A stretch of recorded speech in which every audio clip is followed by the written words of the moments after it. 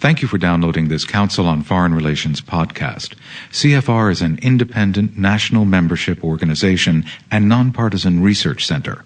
For more information, please visit us online at cfr.org. Good morning. I'm Paul Steiger. I'll be your presider today. Welcome to today's Council on Foreign Relations meeting. Today, participants around the nation and the world are viewing this meeting via a live webcast on CFR's website, www.cfr.org. In view of that, for those of you in the room, please turn off, not just put on vibrate, your cell phones, Blackberries, and all the other wireless devices you've got to avoid interference with the sound system. I'd also like to remind everybody, all the members, that this meeting is on the record. Secretary of Homeland Security Janet Napolitano leads the department of 225,000 people charged with helping the American people prevent, or failing that, cope with disasters resulting from acts of God or acts of man. In her first few months in office, Secretary Napolitano has led the federal response to the swine flu and the Obama administration's efforts to contain drug cartel violence along the southwest border, along with many other things. She has also begun the task of bringing administrative order and effectiveness to an agency widely described as a bureaucratic zoo, and that's by its friends. Homeland Security combines 22 separate agencies: Customs, Immigration, Border Patrol, the Transportation Security Administration, and Federal Emergency Management Agency, better known as TSA and FEMA, as well as the Coast Guard and the Secret Service. Previously, Secretary Napolitano was a two-term governor of Arizona, and before that, she served as her state's Attorney General and as its U.S. Attorney. She's an avid hiker and an accomplished mountain climber. Ladies and gentlemen, please join me in welcoming the Secretary of Homeland Security, Janet Napolitano.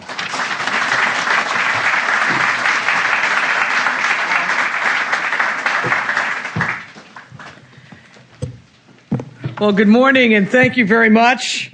I want to thank Paul for your kind introduction, and I want to thank the Council on Foreign Relations for hosting us today.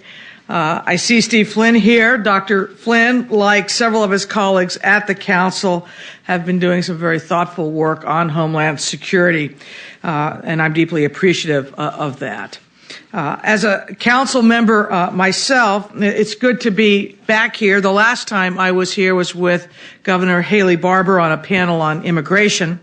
Now, I must admit that in the Department of Homeland Security, it is somewhat of a large government department, so we are undergoing what we call efficiency review, looking for ways to make sure that we spend every dollar, every penny we get wisely. So I thought I would bring my CFR membership dues here today so I could save the cost of postage. So, Paul, I'll just leave these here for you. Now, the Council is an institution I deeply appreciate because it's one of the rare places where people will show up early in the morning at breakfast time to hear about threats of terror and government response. And this will be the highlight of your day. But alas, the topics that we are discussing are with us and are the challenge of a networked 21st century. And so it is important that the Council be apprised of what the Department of Homeland Security is doing to meet those challenges. Now, President Obama has been very forceful about seeing the threat of terrorism in all of its complexity and in bringing all of our resources, not just the federal government, to bear against violent extremism.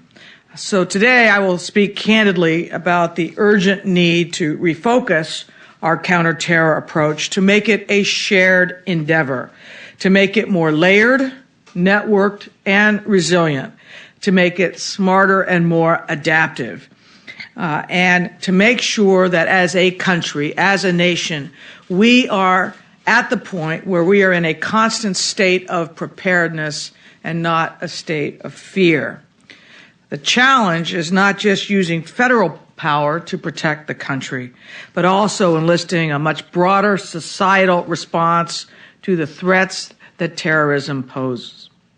Now, a wise approach to keeping America secure should be rooted in the values that define our nation.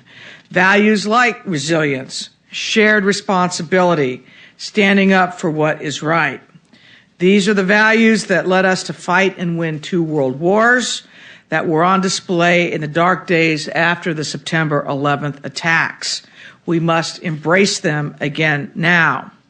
So how do we secure our homeland and stay true to our values? We do it with 4 levels of collective response. It starts with the American people. From there, it extends to local law enforcement, and from there up to the federal government, and then finally out beyond our shores, where America's international allies can serve and do serve as partners in a collective fight against terrorism.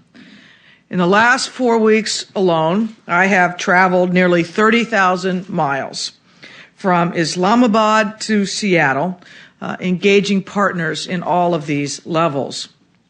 We have brokered international agreements, launched new partnerships, and challenged our citizens to play their part in our collective security. We face a common threat. It requires a collective response. And we must face that threat and coordinate that response in an evolving and highly networked world. So the networked world takes on many forms.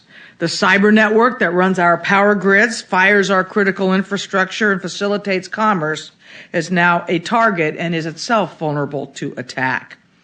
This network climate forces us to rethink how best to protect our values and our security in a world where the tools for creating violence and chaos are as easy to find as the tools for buying music online or restocking an inventory. We also live in a mobile world with complex networks of people and information.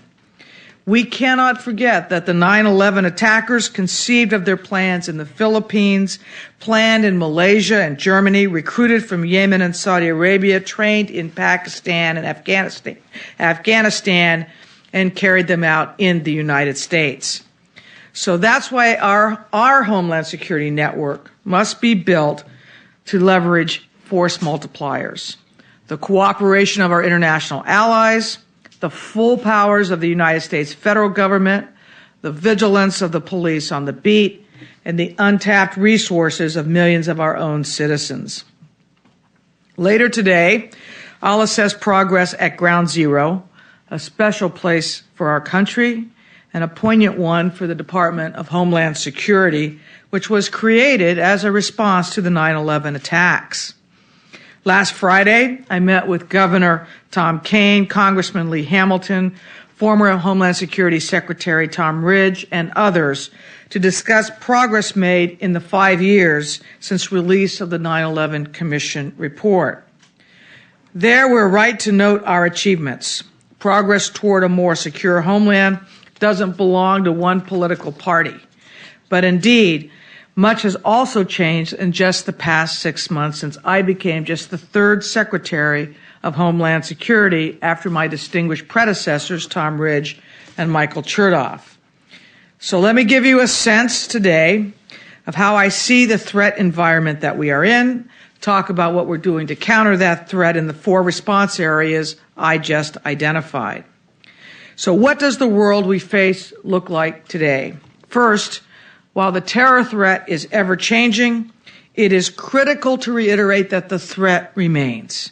The consensus view of the intelligence community, of which DHS is a member, is that the terror threat to the homeland is, quote, persistent and evolving. In my daily briefings and as a member of the President's National and Homeland Security Councils, this is something I discuss with the President and the rest of the security team on a regular basis. And so we're constantly looking for ways to better share information up and down the response ladder I just described, from individuals and communities to local law enforcement to the federal level and then at the international level. The broader context here is that we've invested considerably in our border and port security and have substantially reorganized the federal government to focus better on the threat of terrorism. Now, at the same time, there have been continued attacks against our allies and our interests. And make no mistake, Americans continue to be targeted in terror attacks. Just 2 weeks ago, American hotels were the target of bombings in Jakarta that killed 8 people and injured 6 Americans. 6 Americans were among the 164 people killed in the attacks in Mumbai in November of 2008. 3 Americans were among the 54 killed in the attack on the Marriott Hotel in Islamabad in September of 2008. So if 9/11 happened in a Web 1.0 world, terrorists are certainly in a Web 2.0 world now.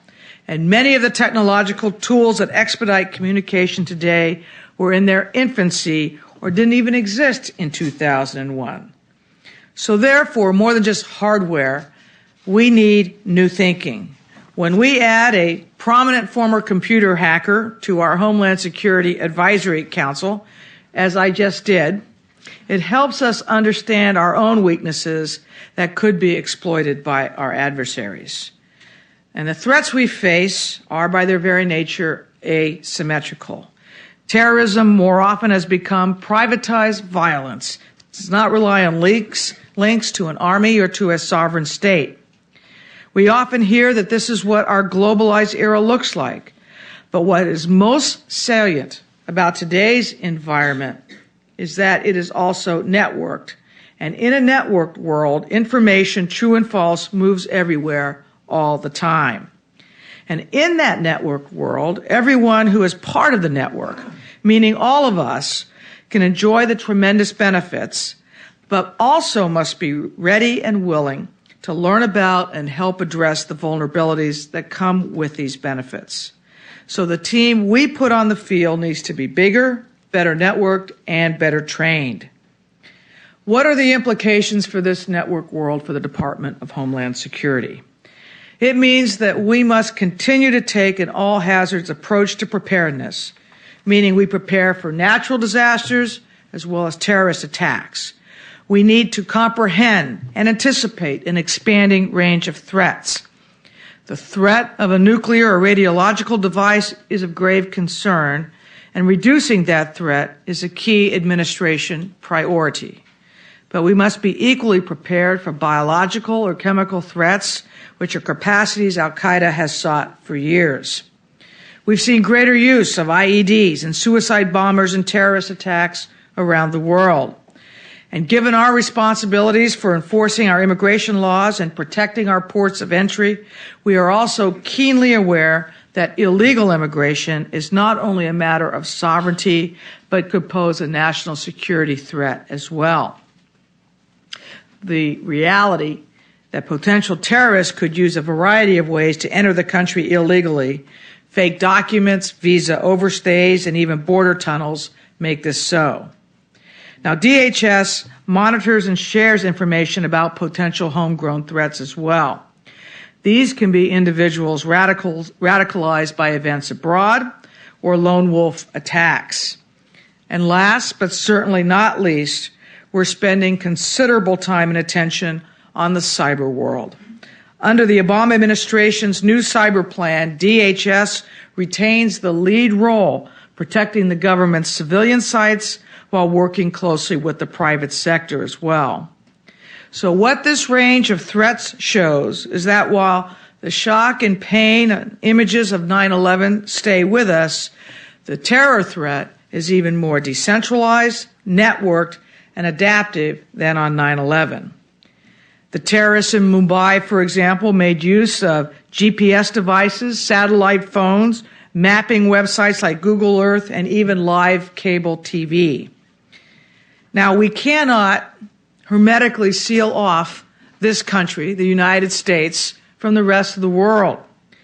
So for DHS to be the best in the world at what we do, we have to multiply the effect of our forces and at the same time promote a global environment that is inhospitable to violent extremism. Beginning at his inauguration and continuing most recently, at his historic speech in Cairo, President Obama has begun a different kind of dialogue with the Muslim and Arab worlds, recognize there is far more that unites us than divides us. And our department, our Office of Civil Rights and Civil Liberties, is building stronger relationships with Arab and Muslim American as well as South Asian communities across the country so we can share information with community leaders in a timely manner and also become more culturally attuned to issues that members from these communities often face. So, what is the right response and what are we doing? As I mentioned earlier, there are 4 layers, and the place we start is the work of engaging the American people in our collective effort. I'm often asked if complacency is a threat in the United States, and I believe the short answer is yes.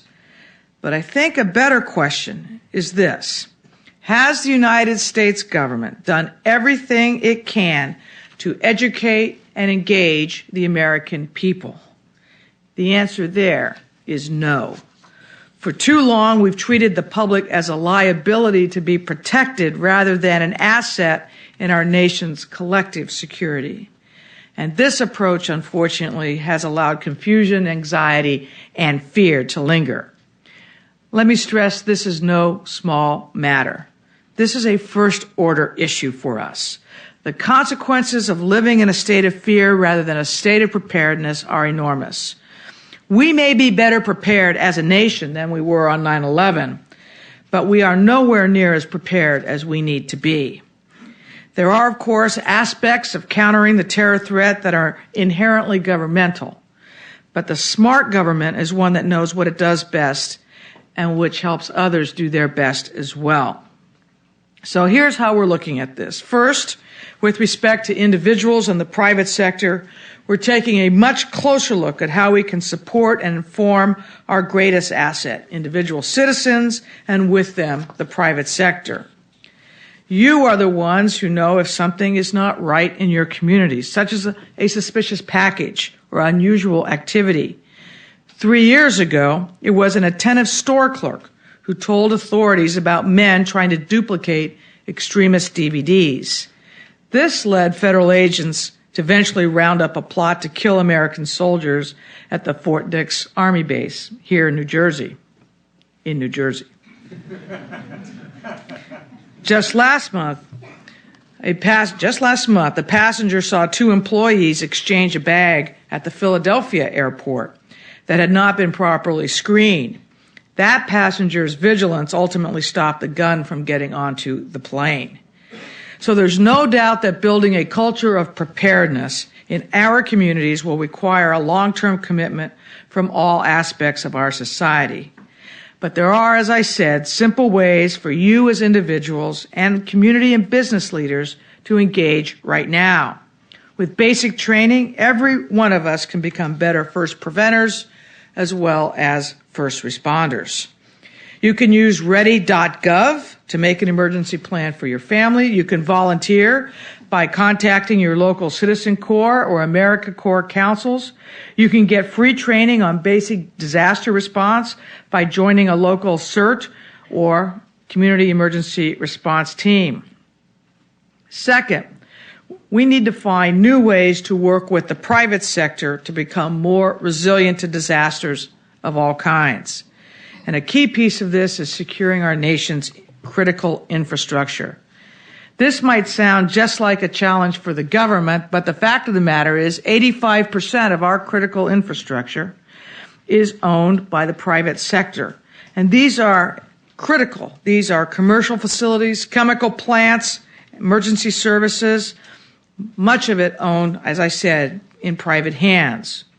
We must therefore be more effective at defining our critical assets and providing our private sector and their leaders with the knowledge and technical assistance to help them secure these assets. Since the year 2003, DHS has issued more than $28 billion in grants to help secure critical infrastructure at the state and local level. But it has to be more than dollars. It has to be the active engagement of employers who work with us, who work with the federal government and DHS to identify resources and plan for ways to secure them. I recently appointed a task force to review our existing color-coded threat system. That was the system originally designed to inform the public and different economic sectors within the public about impending threats. That review is underway, and I mention it only to say that if a better, more effective system can be found, that will be used instead of the current color-coded one. Just to see how the federal government and DHS rethinking what it needs to provide active information to individuals, to businesses, to employers. The second layer is local law enforcement. If you go out one ring from individuals and the private sector, you have 780,000 law enforcement officials across 18,000 state, local, and tribal law enforcement agencies. Let me just say those numbers again. 780,000 across 18,000 departments. These men and women play an absolutely critical role because they are the ones that can act on information they receive from individuals in the community, from their own observations or from the intelligence community itself. But the ability of state and local officials, as well as the private sector, to prepare for threats and to respond to a disaster is only as good as their ability to receive useful information, understand what it means, and act upon it effectively. As Arizona governor, I took a lead role in creating our state's first law enforcement fusion center. Now, in a typical fusion center, an FBI agent might be sitting next to a state highway patrol officer, who might be sitting next to an immigration and customs enforcement or ICE agent, who might be next to an agent from the DEA or from the tribal police. They don't merely share space. They share databases and techniques. They share ideas and experiences. They break down barriers and build networks. This ensures that local law enforcement has better information necessary to protect our people, our neighborhoods, our infrastructure. Fusion centers are and will be a critical part of our nation's homeland security capabilities. I intend to make them a top priority for this department to support them, build them, improve them, and work with them. We've now moved 36 intelligence analysts out to the field. In other words, as we build the fusion centers, we need to move analytic capacity from the Beltway to the country. So how this is used, and I'll take it out of the terrorism context for just a moment, that if a law enforcement agency reports an increase in drug seizures of a particular type, that is a data point. That's a piece of intelligence. But a whole range of agencies working together in a particular fusion center can analyze that trend to understand what it means, how it will affect particular neighborhoods, and whether it foretells something even larger on the horizon. In addition to the 70 current fusion center sites, the department will be collaborating with the Department of Justice and the FBI in more than 100 joint terrorism task forces across the country as well. So you see how we're creating the network. Individuals, private sector, now among fusion centers and the law enforcement community. Then we move on to the federal role. Since 2001, the United States government has invested considerably in reorganizing itself to counter the threat of terrorism. Now, DHS obviously plays the critical role here because we were given the explicit mission to secure our country against attack. So we, therefore, have an obligation to be clear about that mission. We are not the FBI and we are not the CIA, but we need to work in close coordination with them and with all agencies who have part of the counterterrorism portfolio. And the way we are doing that is taking information shared amongst the Beltway and improving the sharing of information up and down the ladder to state, local, tribal communities, to the private sector. So the addition of the ability to share intel is the value added that the Department of Homeland Security provides. And we also provide protection at our ports. CBP, Customs and Border Protection, is handling now security at 327 ports of entry. The Coast Guard is patrolling 95,000 miles of American coastline. But their roles all depend, and their effectiveness all depends on the smooth flow of information and intelligence, so that their actions are pivoted from data, from actual information. So as we improve intelligence sharing among federal agencies, and that in turn with our own department components, we also improve intelligence sharing with, as I said, state, local, tribal partners. Next, our international partners. At the widest level, we have the many players and partnerships that exist internationally, as well as more that need to be created. I mentioned earlier traveling 30,000 miles in the last few weeks, but here's what that's really about. DHS, together with the Department of Justice, state, and others, is brokering agreements with our allies in Europe and around the world to share information on air travelers in advance of their travel, to gather critical biometric information so we know who is in our country, to scan baggage and cargo effectively while still facilitating legal trade and commerce.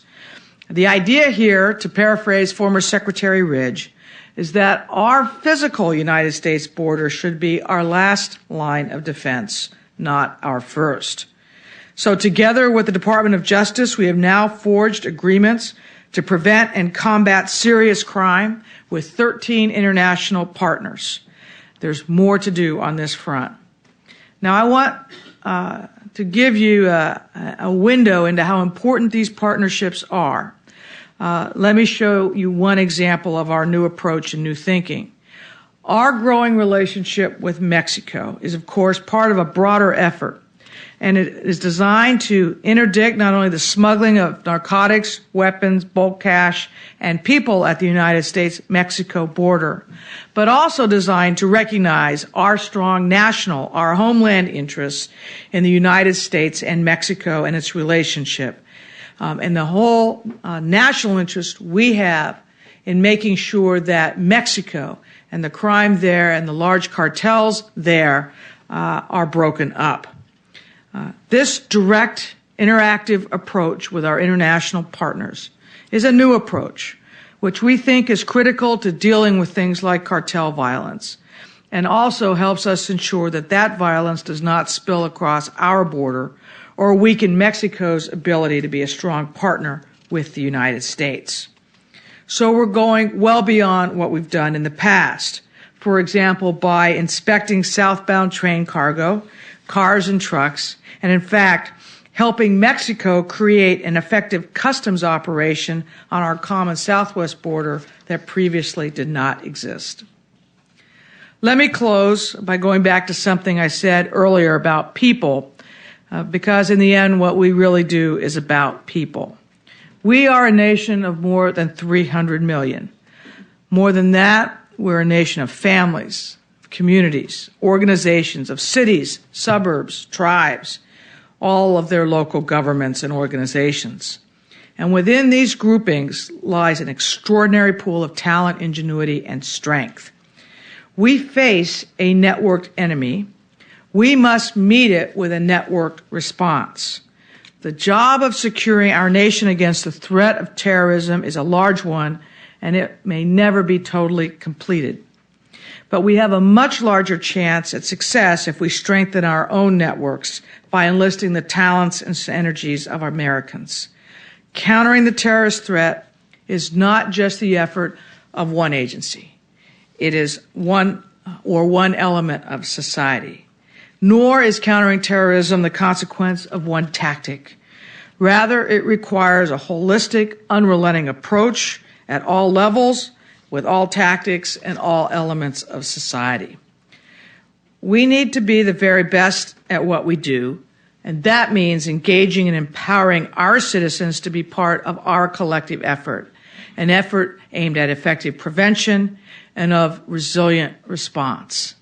So when I hear the phrase Department of Homeland Security, I think of us as a hub, but the hub of a very large wheel that involves every single person in our country. Thank you all very much.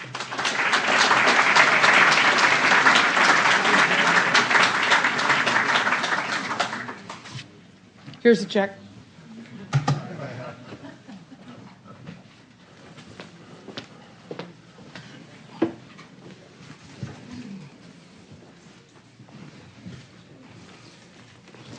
Thank you for a terrific and comprehensive look at the terrorism issue, and you've also reminded me that I haven't sent in my check yet, so I'll do that right away.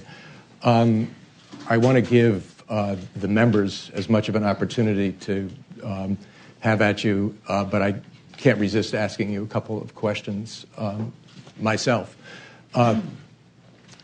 Aretha Franklin was one of many to note that every chain has got a weak link. And when you... I thought she sang about respect. Well, that too.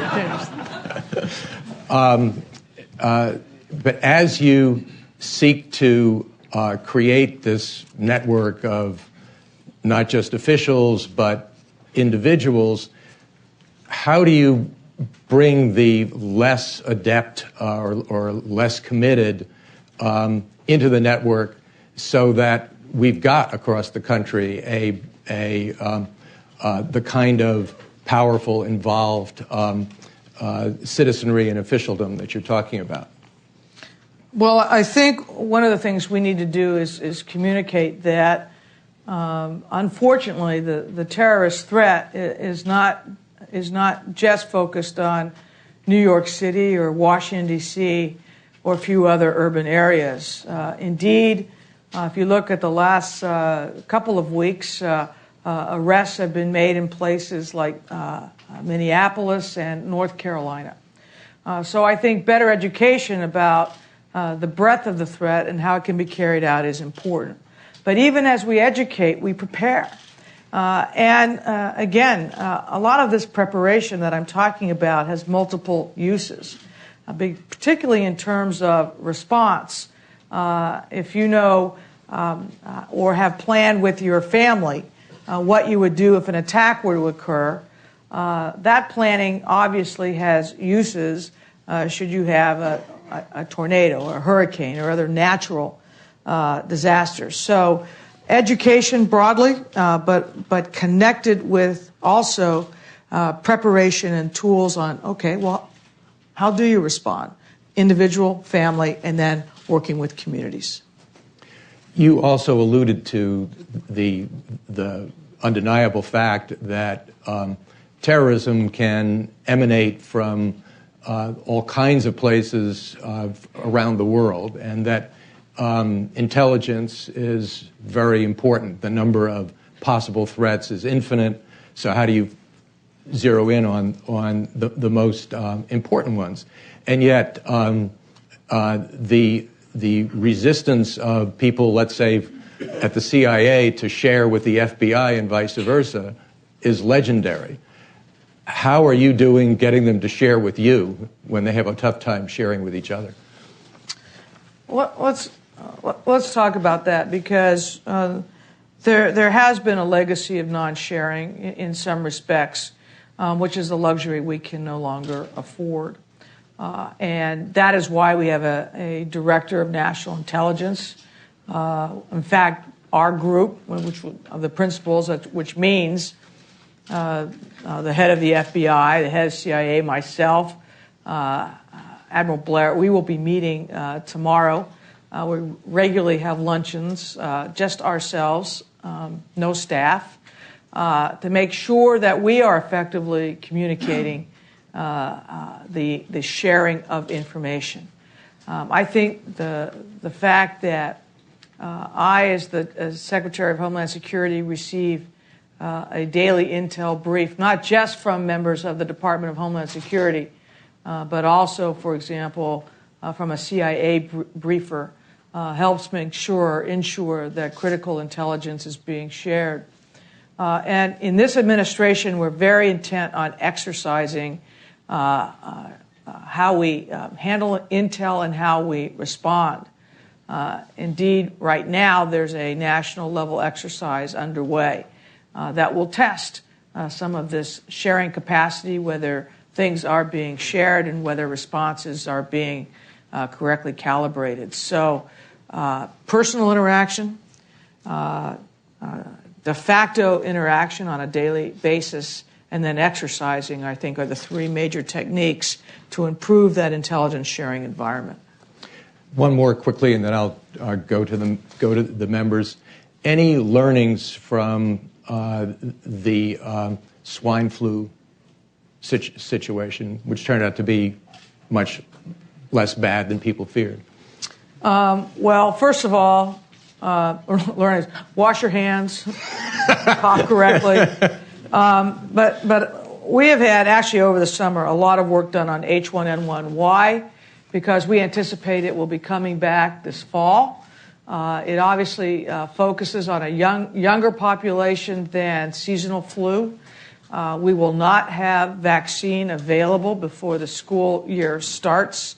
And so one of the things we are trying to prepare and network and are testing some of the ideas I just suggested about empowering individuals and communities really involves preparation for this fall and a return of the H1N1 in what could be, we don't know, science cannot yet tell us, but it could be a more severe form of the H1N1 because it mutates as it travels than we saw last spring. So that was perhaps just a dress rehearsal. One important thing, if I might add, is the H1N1 was during that outbreak, the president used an executive order known as HSPD 5 to designate the Secretary of Homeland Security as the principal federal official. In other words, this was an event that crossed many different departments, agencies of the federal government. So really for the first time, using the Department of Homeland Security in a way I think it was originally intended, which was to be able to take not the lead operational role, obviously, particularly on something like this, HHS has such a lead, an important role, but to make sure things are properly coordinated and, importantly, communicated with the American people. Okay, I'd like to invite the audience to join. Remember a couple of things. Wait for the microphone, stand, identify yourself, one question, no speeches. Gentleman right here. Wait for the microphone. It's right behind you. Behind me. Hi, Paul. Hi.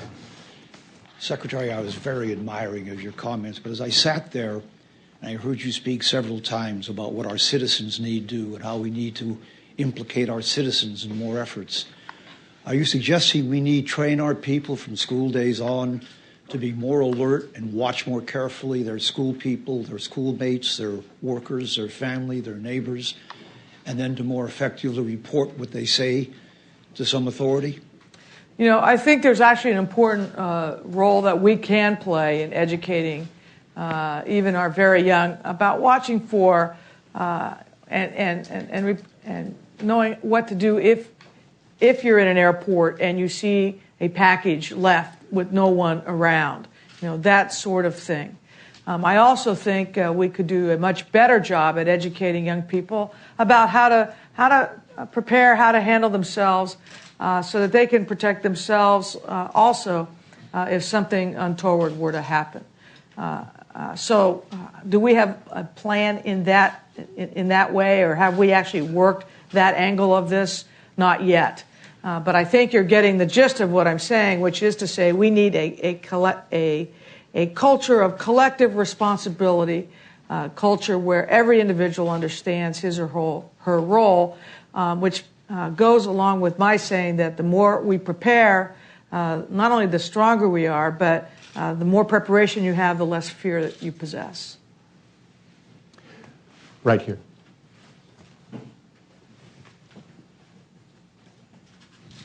Here it comes.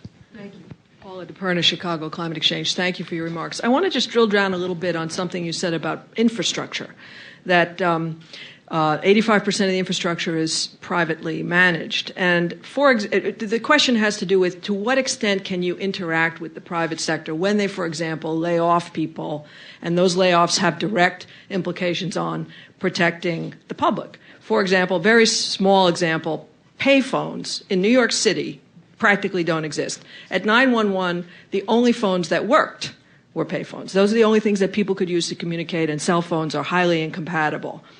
So how would you broker that? You know, there's a financial incentive to eliminate payphones. Homeland Security needs them. I think in those types of, and I want a situation, what you do is you and we are doing and have been doing, is you say, all right, you don't want to continue that anymore. What is your plan for how people can communicate with each other in the type of disaster that may occur? And the point here, again, is, and it really points out how technology has changed, and it's changing rapidly. And the more we work together, we can share ideas about, okay, well then how do you use different types of technology in a communications environment where the payphone may be obsolete? Because I think we have to assume that, you know, payphones are not only obsolete in New York, but they're pretty much obsolete across the country. They're going the way of the record album and other things of our youth. Way back there by the post.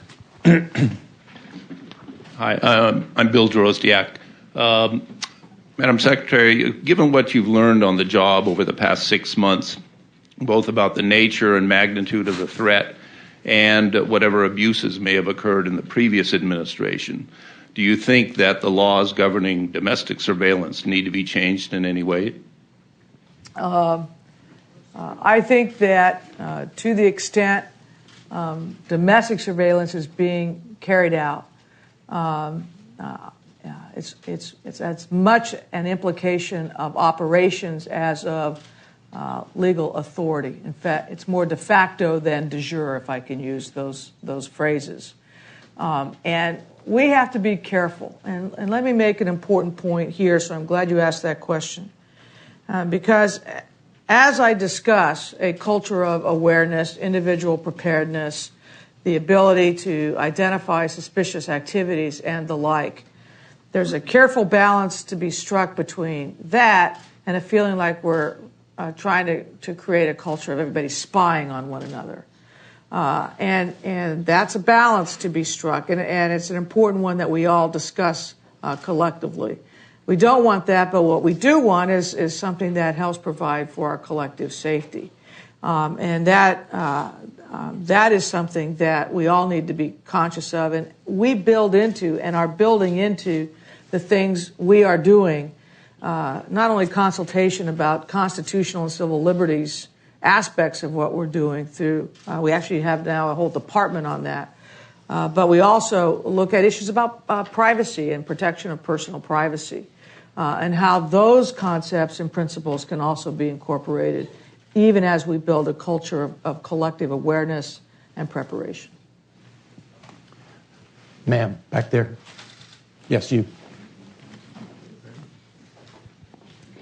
We were delighted when you were appointed DHS Secretary, and we're disappointed with the expansion of enforcement mechanisms that continued the Bushisms of the past, particularly around immigration. We've got a broken immigration system, yet DHS has expanded 287G. Secure Communities is doing anything but making people secure. Racial profiling continues to be a very big problem in this country. And in your remarks around protecting against terrorism, we didn't hear very much about protections against racial profiling or the restoration of due process and fairness into systems that actually protect individuals, citizens, permanent residents, and other people who live in the United States. We'd really like to hear your thinking about why you're expanding enforcement without fixing a broken immigration system. I'm sorry, could you... My name is Malika Dutt, and I'm with Breakthrough. Well, first of all, we are expanding enforcement, but I think in the right way. We have, for example, revisited the whole issue of worksite enforcement to focus on employers. The program you referenced, many in the audience may not know, we shorthanded as 287G, which was created during the Clinton administration, which allows state and local law enforcement to have a memo of understanding with the federal government to have some immigration authority. Otherwise, it's exclusively federal. But we did that because the previous MOUs with local law enforcement really had no standards, accountabilities, or even terms built into them. And so rather than just continue with these MOAs that were very vague, it didn't allow us to prioritize within 287G, we said, no, we're going to redo all of them. When we do that, we'll expand to some other communities, although not all that have requested them. But that will give us some authority to really focus on two groups. One, those who are already incarcerated, so we don't have the system where somebody breaks a criminal law, they're handled in the criminal system, and then released into the public, and then ICE or whatever other immigration has to go out and find them, which uses an extraordinary amount of resources. And two, really looking for gangs and also criminal fugitives who happen to be in the country illegally. Our MOAs are written to focus on those groups. Secure communities, what that is a way to have the immigration database right in prisons and the like, and to train correction officers on how to use them properly so that as people finish their sentences, the deportation process, the removal process can be done smoothly. I started this when I was the governor of Arizona, out of the Arizona prison system, and it's a very effective way as a force multiplier to really make sure that those types of immigrants that have already broken our criminal laws, and these are criminal laws in addition to immigration laws, go into the removal process. You may disagree with that as an enforcement strategy. I think it's the right way to target a strong enforcement strategy. Now, on the overall immigration law, I agree with you. I believe that we need to look at the whole package. And that, obviously, I cannot do by myself. The Congress has to do it. Now, I was with the president when he met with 30 congressional leaders, both parties, both houses, and said he would like to move something through at the end of this year, the beginning of next year. And I'm heavily involved in those efforts, as is your senator from New York, Senator Schumer. And we need to work together to really look at why bills didn't pass in the past, how we build even stronger enforcement into immigration reform, but we need many other things as well. And I would very much respect your ideas in that regard. Right here, please. I'm Annette Gordon-Reed. You began speaking about developing rules against terrorism and fighting terrorism that are consistent with values. Are there any problems, do you see, with developing a notion of citizens who have a collective responsibility to report on one another? I mean, where's the balance between sort of individual and sort of accepting people in your community and at the same time being little private attorney generals? Yeah, that's the point I was making a bit earlier about being very sensitive to that, and that's where education really can come in. What is something that should be reported? What isn't?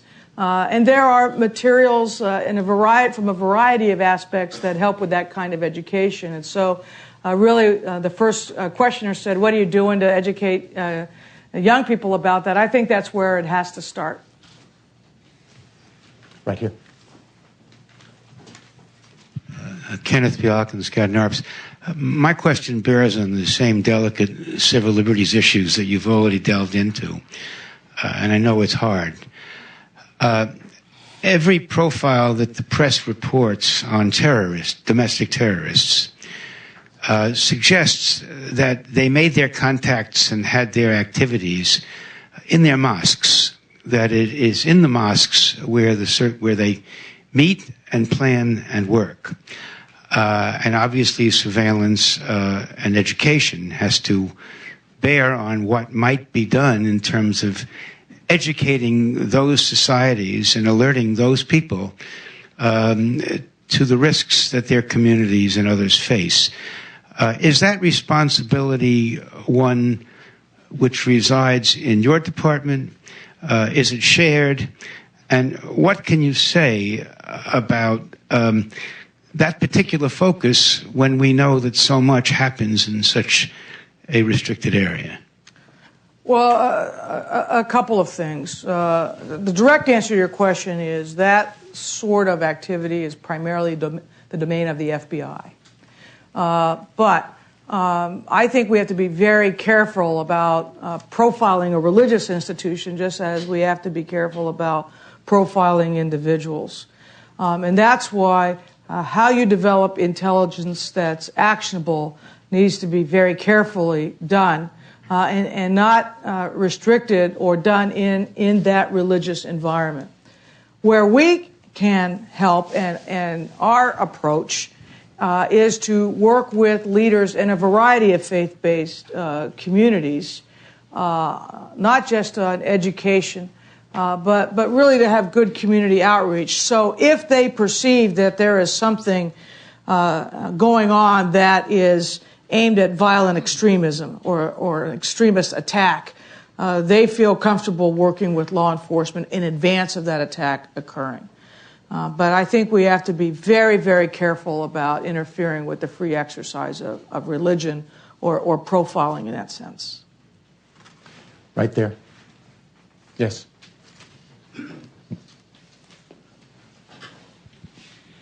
Baldas from Calyx Advisors. Madam Secretary, in the network response, you identified a key component, which is greater international cooperation, and at the beginning also you laid that out as being one of the framework of an effective response since our borders are the last rather than the first response.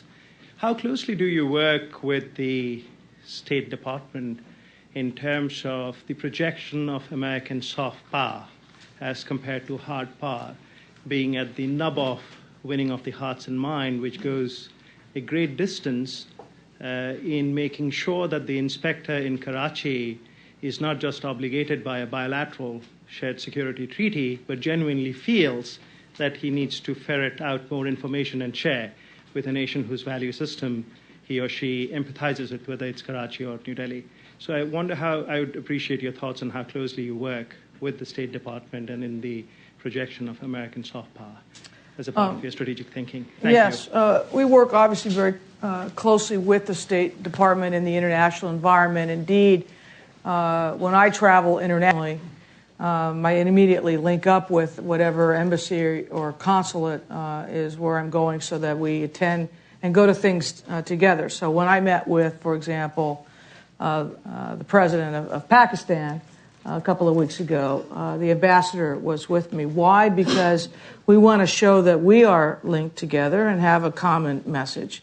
To use that as an example, as an area where we can assist in helping create a civilian law enforcement presence that would take the place of a military presence, particularly in certain parts of the country. Perhaps a more direct example is Mexico, where Congress actually appropriated money. It's called the Merida Initiative, to be used in conjunction with the federal government of Mexico to buy equipment and, importantly, to train civilian law enforcement. And I want to just pause a moment on this. Our ability as a nation to work with other countries on having not just a law enforcement but justice systems that are civilian in nature as opposed to military, I think is very, very important. And that's one of the things that we have expertise in within the Department of Homeland Security, particularly when you're talking, for example, about how do you set up a port of entry? You know, how do you run it? What does it look like? What kinds of technology should be employed? What works? What have we found that doesn't work? What kind of training needs to be do you need to have? What kind of supervision do you need to have? How do you prevent corruption?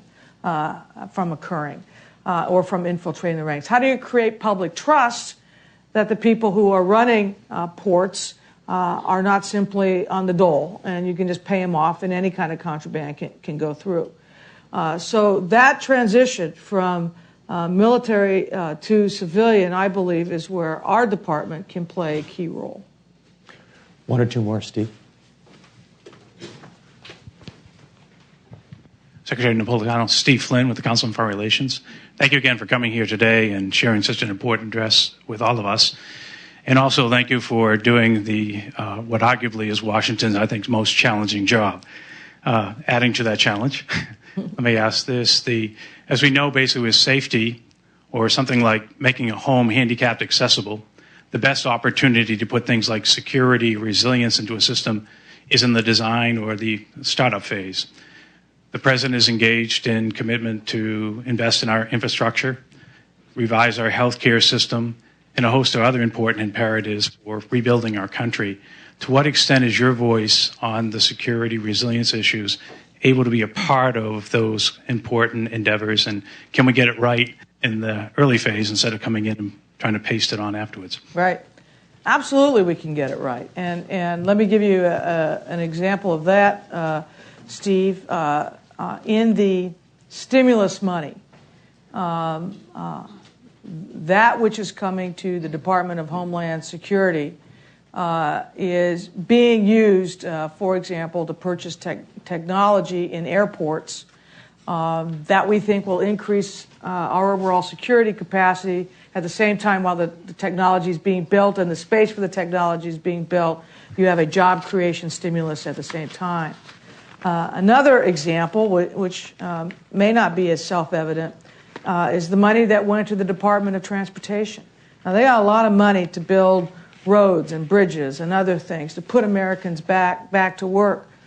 But there are ways or design features that can be incorporated that enhance safety and security at the get-go rather than having to pick up the pieces at the end of an event. So there is a close intersection or interaction now between our folks at our department who specialize in critical infrastructure like that and the Department of Transportation on what should be looked at in those construction projects as we move forward. Madam Secretary, on behalf of the Council, I want to thank you for a very comprehensive. Thank you all. Thank you. Thank you, Paul. Thanks a lot. Thank you for listening to this Council on Foreign Relations podcast. For additional audio, video, and transcripts of CFR meetings, as well as expert analysis of international news, please visit